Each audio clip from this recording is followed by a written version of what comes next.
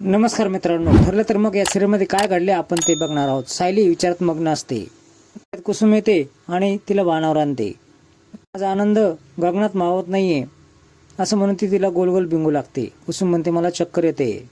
मी माझ्या मनातलं किती सांगण्याचा प्रयत्न केले पण सांगू नाही शकले, पण आज कसं मनातलं बोलून गेले त्यामुळे आज मी खूप खुश आहे असं ती बोलते. असा दिवस कधीच विसरू शकत नाही. कॅलेंडरमध्ये मार्क करून ठेवते. इकडे चैतन्य अर्जुनला रूममध्ये घेऊन येतो. मी प्रेम व्यक्त केलं म्हणून हाड दुखायचे काही थांबत नाही असं तो चैतन्य बोलतो. मौनवर तिने फुंकर मारली आहे, या जखमा अशाच राहिल्या तरी चालेल असं तो बोलतो. सतत विचारात हरून जातो. सायली देखील मला अशाच मिस करत असतील ना रे असं तो चैतन्य प्रश्न करतो. काम करतो त्यांना फोन करतो असं अर्जुन बोलतो. नको फोन लाव, मी फोन लावतो असं चैतन्य बोलतो आणि चैतन्य कुसुम त्यांना फोन लावतो. बोलण्यासाठी खूप आतुर झालेला असतो. तो सारखं विचारतो, फोन उचलला का, रिंग वाजते का. अर्जुन फोन चैतन्याच्या हातातून घेतो. सर्व ठीक आहेत ना असं कुसुमला तो प्रश्न करतो. कुसुम सर्व ठीक आहे पण मुद्दामून सायलीविषयी काही बोलत नाही. ती पण फोनवरचं बोलणं ऐकायला तरपडत असते. कुसुम मात्र तिची मजा घेत असते. तिच्या कानाने येईल ते दुसऱ्या कानावर ती मोबाईल घेत असते. कुसुम मात्र सायलीला न बोलताच फोन ठेवू का असं बोलते. म्हणते, बस झालं ते मला आता फोन बोलण्यासाठी. सायली बराच वेळ कुसुमने ताण दिल्यानंतर फोन हातामध्ये घे, कशा आहात तुम्ही असं बोलते. कशा आहात असं अर्जुन देखील विचारतो. धडधडतंय असं ती सांगते. सायली मात्र बोलायला डगमगते कारण कुसुम इथंच आहे असं ती बोलते.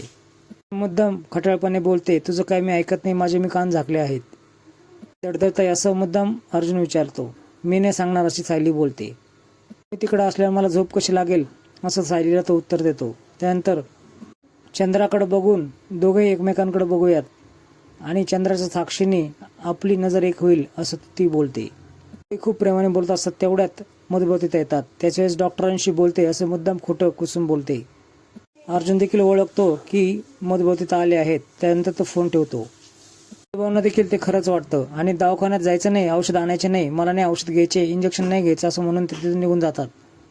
तन्वी तिथे येते आणि हळदीचं दूध त्याला देते. दूध घे असं बोलते. तू का आणला आहेस, मला नाही घ्यायचं असं अर्जुन बोलतो. मूड खूप चांगला आहे, तो स्पॉइल करू नको असं तो तन्वीला बोलतो.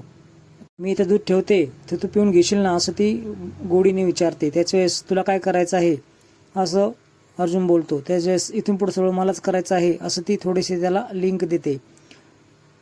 असं का ही बोलली असं चैतन्याला तो विचारतो. तन्वी त्याला गुड नाईट, स्वीट ड्रीम असं म्हणून तिथून निघून जाते. सायली मधुभावना जेवणासाठी ताट आणते. मला जेवायचं नाही असं मधुभाऊ बोलतात. तुझ्या मनासारखं झालं ना, मग तुझ्या मनासारखंच तू वाग असं मधुभाऊ बोलतात.